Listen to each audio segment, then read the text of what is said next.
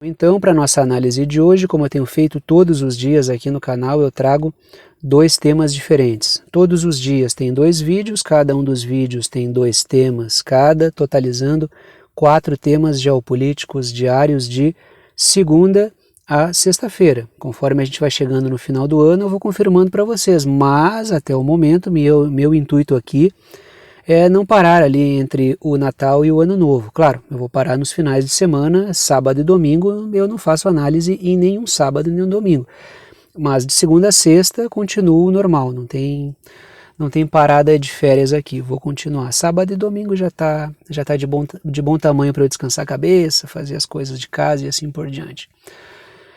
O primeiro tema que eu trago aqui, tô falando sobre isso porque algumas pessoas me questionam, tá? Se vai parar, se vai continuar, porque final de ano tem aquela dança das cadeiras ali do planejamento de todo mundo. Mas meu intuito é continuar. Se tu for sair de férias e acompanha todos os dias o canal, acumula os vídeos aí, quando voltar de férias faz uma maratona e coloca em dia para saber o que está acontecendo na geopolítica. O primeiro tema, agora vamos parar de dar recado e vamos falar dos assuntos. O primeiro tema que eu trago para discussão é o fato dos Estados Unidos terem aprovado uma lei para armar ainda mais Taiwan. Ou seja, Taiwan amanhã pode ser a Ucrânia de hoje, pode ser a Ucrânia 2.0, nova bucha de canhão dos interesses yankees. Guerra por procuração, uma procuração entregue para Taiwan fazer uma guerra contra a China. É bom que Taiwan observe o que está acontecendo com a Ucrânia para não cometer o mesmo erro, mas enfim, e outra, Taiwan sequer é um país. Taiwan é parte do território chinês, só que com autonomia administrativa, ou seja, o processo tende a ser ainda mais complicado se comparado à Ucrânia, que é um país independente. Independente formalmente, já que os caras têm servido aí os interesses dos Estados Unidos. Já o outro tema, já que a gente falou em Ucrânia, vamos falar aí sobre o apoio, eu não ia usar a palavra tácito, não é uma palavra muito elegante, né? Vamos falar uma palavra mais simples aqui.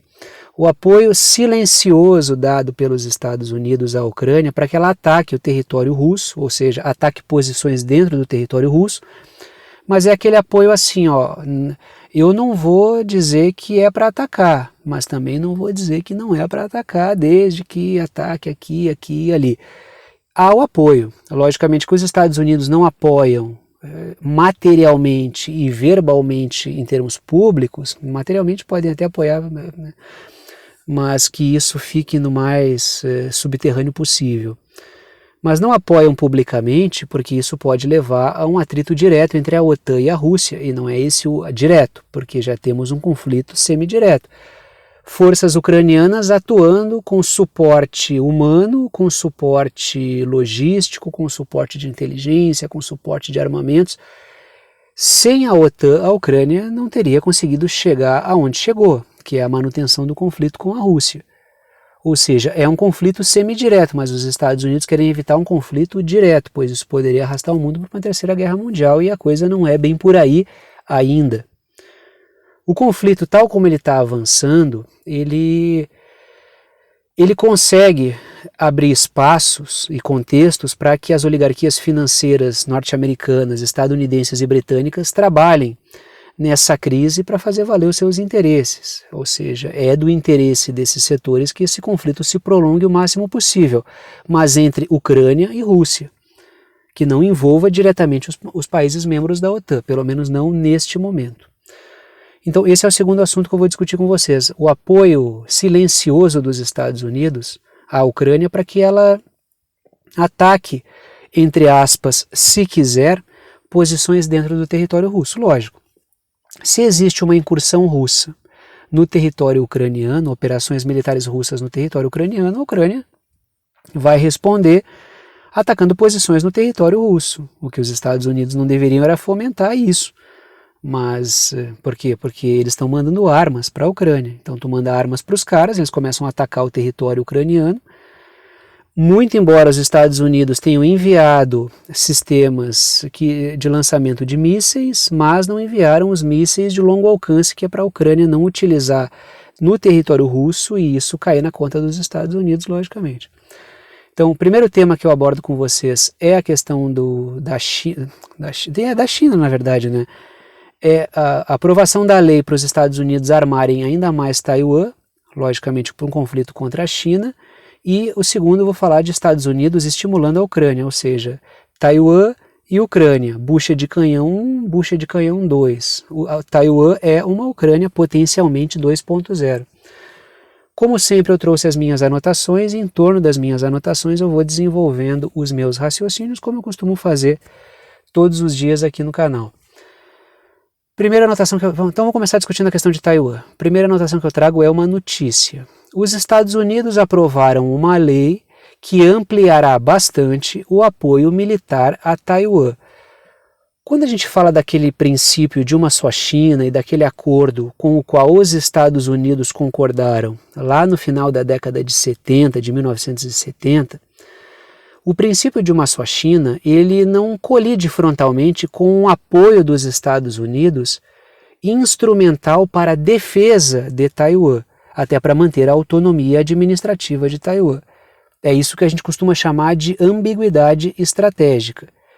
Taiwan é autônoma em relação à China, mas não independente, ou seja, tem autonomia administrativa, mas é parte do território chinês. Isso é o que a gente chama de ambiguidade. E esse princípio da ambiguidade estratégica tem mantido um cenário de relativa estabilidade, não é nem relativa, tem mantido um cenário de estabilidade entre Estados Unidos, China e Taiwan. A China entendendo que Taiwan é parte do seu território, Taiwan entendendo-se com autonomia administrativa e os Estados Unidos não permitindo que Taiwan vá totalmente para a órbita chinesa. Isso tem mantido um equilíbrio. Dentro desse acordo, os Estados Unidos podem, isso prevê um apoio dos Estados Unidos militar para Taiwan em termos de defesa, o que não pode, tem uma quantidade restrita em variedade de armas que podem ser negociadas com Taiwan. Claro que a indústria armamentista dos Estados Unidos ganha muito com isso. O grande problema é que os Estados Unidos têm ferido esse princípio sucessivamente. Eles têm feito essa ambiguidade, eles têm explorado o conceito de ambiguidade estratégica para cada vez mais estimular a independência de Taiwan, fazendo parecer que não estão fazendo isso, numa postura extremamente cínica. O princípio de uma só China, com o qual os Estados Unidos concordaram lá no final da década de 1970, prevê que todos os assuntos políticos ligados a Taiwan passam antes por Pequim, passam antes pela China. Só que a gente tem visto os Estados Unidos estabelecendo contato direto com Taiwan, isso já está completamente errado. A Nancy Pelosi ter visitado Taiwan já é uma ofensa. Os Estados Unidos estabelecendo cada vez mais parcerias com Taiwan diretamente, sem passar por Pequim, também está errado. Ou seja, os Estados Unidos eles estão esticando a corda, eles estão fazendo esse conceito de ambiguidade, eles estão acabando com a ambiguidade estratégica. Eles só não estão dizendo publicamente queremos Taiwan independente, mas eles estão fazendo Taiwan, por todos os caminhos, acreditar que pode sim reivindicar a sua independência. E quando fizer isso vai ter problema com a China, esse é o grande problema. Trago mais uma anotação. Os Estados Unidos blindam Taiwan enquanto internalizam a produção de semicondutores. Semicondutores são a matéria básica, são aquele componente básico para a altíssima tecnologia. A gente está falando de um contexto de internet das coisas, um contexto de metaverso, um contexto de inteligências artificiais, quando a gente de smart cities, quando a gente fala de um contexto de internet das coisas, ou seja, inteligências artificiais controlando objetos, uma sobreposição entre o real e o digital, a gente está falando também de guerras nessa linha. E os semicondutores de alta tecnologia são cada vez mais fundamentais para isso, são componentes básicos dessa alta tecnologia. Se tu não sabe muito a respeito, peço que pesquise. Eu não sou especialista em tecnologia, tento me manter dentro do possível informado e uma correria para me manter atualizado. A tecnologia funciona assim.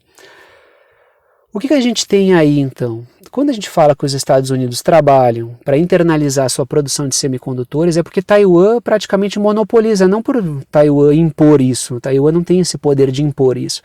Só que Taiwan desenvolveu uma prática tecnológica, conseguiu desenvolver um processual econômico que praticamente Taiwan e a Coreia do Sul são os únicos capazes de produzir semicondutores em grande escala.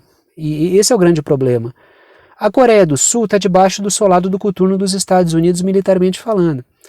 E Taiwan é essa questão da disputa, com interferências dos Estados Unidos, mas é território chinês. A questão da quarta revolução industrial explica muito da tensão por causa de Taiwan, esse controle pela produção de semicondutores. Só que os Estados Unidos estão internalizando, através de parcerias com empresas de Taiwan, para internalizar a produção de semicondutores. Quando os Estados Unidos conseguirem concluir isso significa que eles vão descartar Taiwan? Essa é uma pergunta que eu estou deixando.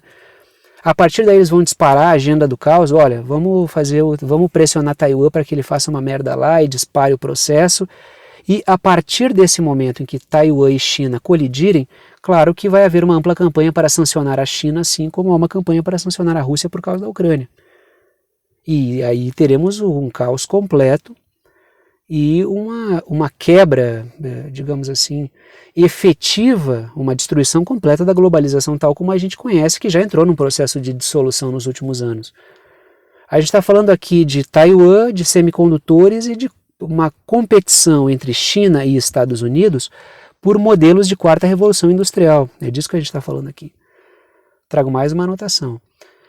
Com essa nova lei de apoio militar a Taiwan, os Estados Unidos ampliam o ganho da indústria militar, armando ainda mais Taiwan, ou seja, o Estado atua em prol dos altos interesses armamentistas, financeiros, transnacionais.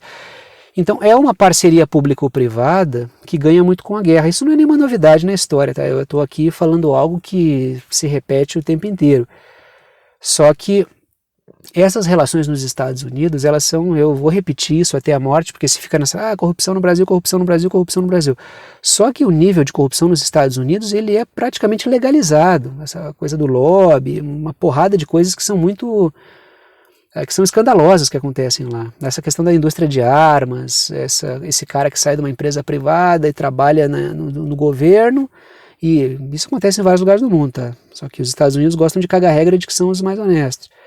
Aí o cara vai lá, trabalha no governo e privilegia pra caramba a empresa que ele trabalha, como o Lloyd Austin.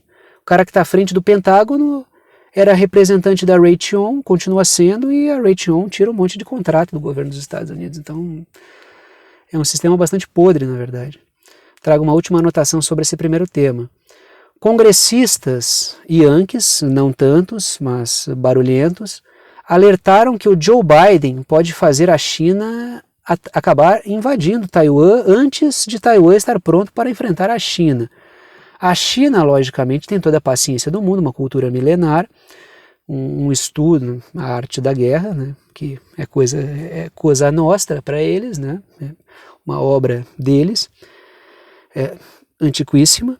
Então os caras têm esse savoir-faire de uma lógica temporal completamente diferente da nossa, uma percepção de tempo, uma paciência enormes, e eles preferem uma anexação gradual de Taiwan ao território chinês, para que acabe com essa ambiguidade estratégica. Taiwan é China e é administrativamente parte da China também. Só que isso leva tempo, isso é demorado, por toda a história que se desenvolveu entre Taiwan e a China. Pesquisem aí como surgiu Taiwan e vocês vão ver que leva tempo, é demorado, e a China tem essa paciência. E os Estados Unidos tentam mudar, acelerar tempos, encurtar tempos, aumentar tensões, tentam jogar uma série de quinquilharias diplomáticas ou antidiplomáticas aí no meio para atrapalhar isso. Então esse é o processo. E esse congressista ele levanta a tese de que, olha, vocês podem acabar entregando um trunfo para a China, que é fazer com que Taiwan busque a independência sem estar pronta militarmente. Invadir Taiwan é um pepino enorme, a China sabe disso. Ela sabe que invadir militarmente é difícil e conquistar corações e mentes tão rápido é mais difícil ainda com uma invasão a Taiwan. Por isso que ela prefere um processo gradual, sem invasão, um processo paciente, político, dialogado. Mas os Estados Unidos podem tentar estragar isso, né, logicamente. Agora vamos falar um pouquinho sobre a questão da Ucrânia e dos Estados Unidos estimulando ataques ao território russo. Isso tende a se intensificar então, já estamos aqui nos antecipando aos fatos. Primeira anotação. Os Estados Unidos disseram que não impedirão ataques ucranianos em solo russo. Eles não apoiam, mas também não desapoiam. Que é um apoio, isso é um apoio silencioso, isso é para lá de assintoso. Até porque, assim, quem instrumentaliza e quem toma boa parte das decisões do que o governo ucraniano vai fazer são a inteligência Yankee, a inteligência britânica e assim por diante. O que os Estados Unidos dizem? Que desde que não usem armas estadunidenses para fazer isso no território russo, e desde que não ataquem famílias, porque isso estraga aquela propaganda de que só a Rússia mata criança e mulher, o que é uma bobagem enorme, né? A Ucrânia aí tem um baita de um histórico aí, pega o batalhão de Azov e dá para ficar uns 10 anos lá no tribunal de Haia, supondo que o tribunal de Haia fizesse isso, né? Dá para ficar julgando gente aí por muito tempo. O batalhão de Azov promoveu uma carnificina. Tenho a impressão de que se quiserem desembarcar o Zelensky, basta associá-lo e indícios não faltam, né? Tem aí variados indícios de relações estreitíssimas do batalhão de Azov dando suporte ao governo do Zelensky, é parte do governo Zelensky, parte integrante. Então, quando for para desembarcar o Zelensky, basta puxar os podres, o esqueleto no armário do batalhão de Azov e desembarcar ele. Então, a questão é manter um verniz mínimo público. Claro, porque a mídia nunca vai falar dos podres do batalhão de Azov. É um grupo neonazi que do nada viraram os heróis nacionalistas ucranianos que lutam contra a autocracia russa, segundo a mídia corporativa. Sendo que tu vai olhar todas as definições, inclusive das redes sociais, das grandes redes sociais, antes do conflito, apologia ao batalhão de Azov era proibido, porque os caras são neonazi, os caras são oriundos do nazismo real, que apoiou o nazismo ucraniano, que apoiou o Hitler na Segunda Guerra Mundial. Os caras fazem marchas lá com quadros e fotos de figuras neonazi, figuras nazi durante a Segunda Guerra Mundial. Trago mais uma anotação, segunda anotação sobre isso. Os Estados Unidos esperam uma resposta russa militar contra a infraestrutura ucraniana, o que está acontecendo. Então, vou repetir. Os Estados Unidos esperam uma resposta russa contra a infraestrutura ucraniana para seguir a sua campanha anti-Rússia. Ou seja, a Rússia está destruindo infraestrutura, está fazendo o povo ucraniano morrer de frio, que é uma abordagem que eu já fiz aqui no canal. Aquela coisa de confundir o episódio lá do Holodomor com o atual momento, mata de fome antes, mata de frio agora, que é uma estratégia narrativa e discursiva que a mídia tem usado bastante, que a OTAN estimula bastante que a mídia use, logicamente. E claro, se ocorrer um ataque nuclear tático russo, aí isso tende a mudar bastante a percepção e o objetivo é que a Rússia faça isso para que seja possível jogar a opinião do sul global contra a Rússia. Até agora os países não têm ido contra a Rússia, não. Trago uma última anotação. Os ataques ao território russo também visam derrubar a popularidade de Putin como alguém que não é capaz de proteger o território russo. Ou seja, há uma tendência disso de crescer bastante os ataques ao território russo. Estou dizendo que é uma tendência. Vai crescer ou não? Não sei. Mas me parece que os caras estão escolhendo esse caminho aí nessa parte do conflito. Vamos aguardar para ver se isso vai acontecer mais ou não. Dito isso, para por aqui. Gostou da análise, gostou do canal, quer saber como apoiar esse canal independente? Todas as formas de apoio estão na descrição aqui embaixo do vídeo. Pode apoiar através do Apoia-se, que é uma plataforma que permite apoio por boleto bancário ou pelo cartão de crédito. O link do Apoia-se está na descrição aqui embaixo. Pode apoiar pelo Pix, a chave Pix é uma chave de e-mail, está na descrição aqui embaixo do vídeo também, é pixverdadeconcreta@gmail.com. A chave Pix, que é a chave de e-mail, e o link do Apoia-se estão na descrição aqui embaixo. Ou pode tornar-se membro do canal, tem um botão Seja Membro no YouTube mesmo, e tu pode ajudar, contribuir mensalmente aqui com o canal. Dito isso, paro por aqui, agradeço a todos que apoiam, pode ajudar com o valor que quiser, uma ajuda solidária, não estabeleço nenhum valor. Vou parando por aqui e tchau para vocês.